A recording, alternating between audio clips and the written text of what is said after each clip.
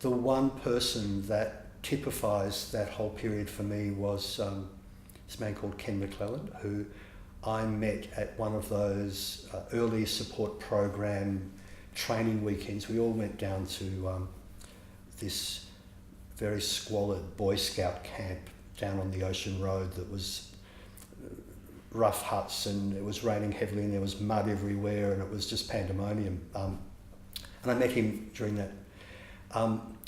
Again, he had come from a political background. He had been a very prominent draft resistor in the Vietnam War period and had actually been imprisoned in Pentridge. And I seem to recall that one of the first things Gough Whitlam did was to sign for his release. So he'd had one of these men that had this political background. He came in and was one of those prominent support volunteers.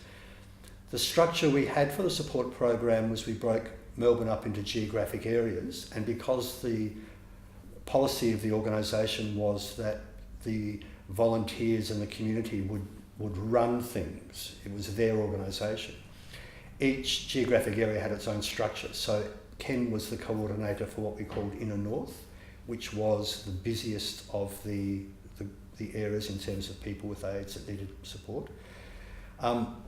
And he was ultimately responsible for the coordination and management of all the care teams, which he did from his home in the day before mobile phones. So it was all a fixed landline with an answering machine and a lot of paperwork and lists and documenting, as well as leading a full-time job where he taught in a special school for kids that had trouble with the normal school system.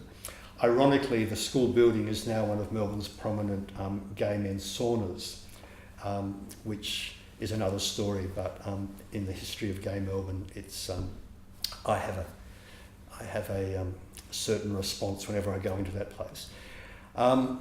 So on one hand, he did this extraordinary job of managing this program. And again, it was not just the management of all these care teams, but it was watching people and seeing how they're going and giving support and having parties and bringing people together just to help them debrief and feel that what they were going through they could manage. And then very sadly, during that period, he also seroconverted to HIV himself and very sadly became ill within a number of years and died and needed a care team himself, where his friends and family played a very big role. And he died just before the Melbourne Cup in about 1991-92. He was also, one of my best friends, so talking about him helps me to remember what was happening within the community at the time in terms of what we did and how we organised, but also is a very sad and very clear reminder of the horror of the whole thing, So, meeting him at this fantastic support function and then going to his home and seeing his body dead on his bed and saying goodbye, that kind of, to me, encapsulates what those years were like.